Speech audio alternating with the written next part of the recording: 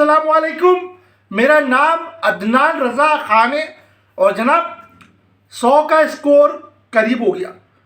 100 का स्कोर से मुराद ये है मेरे भाई कि मैं कोई क्रिकेट की बात नहीं कर रहा। वैसे तो आजकल क्रिकेट का सीज़न लगा हुआ है, आवाम जो हमारी उस सब लगी हुई है, लेकिन ये 100 का हिस्सा मैं आपको उनका बता रहा हूँ जो शहर कराची में जो डंपर के ज़रिए या दूसरे ट्रक और ट्रॉलर बस के ज़रिए लोग इस टाइम तक के जनवरी पहली से और अब तक के लोग जो है जाँ बाग हो चुके हैं। यानी शहर कराची के साथ अलमिया है, ये गाजर मूली की तरह काट के रख दो।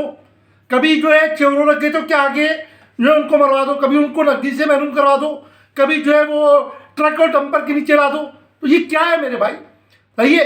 अब ये नेशनल स्टेडियम को जो है वो कल इनॉग्रेशन हो रहा है कराची में, वहाँ पर जो है वो हजूम होगा। तो भाई लोगों से मेरा ये कहना है कि आप लोग सैर व तफरीह ज़रूर करें, लेकिन इस मौके पर ये न सोचें कि किसी दूसरे के घर में अमवात हुई है, किसी दूसरे के घर में वो ट्रॉलर के नीचे आके मरा है। आपके घर में भी कल को ये चीज़ हो सकती है। आप इस चीज़ पे दुख का इजहार करें, कुछ नहीं कर सकते तो आप इस पर बोलें, अपनी आवाज़ बुलंद करें।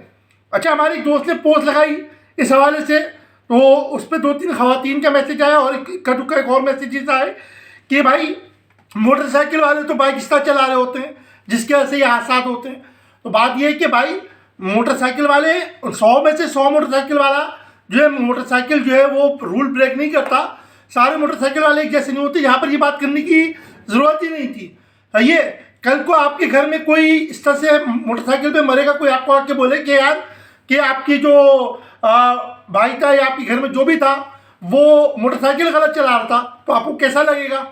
तो आप शहर कराची में जो है ये कत्लेआम बंद करें। इसको हम हादसा तस्लीम नहीं करते। ये कत्लेआम है, कत्लेआम है और कत्लेआम है। कराची वालों को जो है अपनी आवाज़ बुलंद करनी होगी और अपने हक पर खड़ा होना होगा। दिन के औकात कार में डंपर पर सख्त पाबंदी होनी चाहिए और रात में भी डंपर को जो है वो एक स्पीड में चलनी चाहिए कि रात में भी इनको हादसा की इजाज़त नहीं है। जज़ाकल्लाह, अल्लाह हाफ़िज़।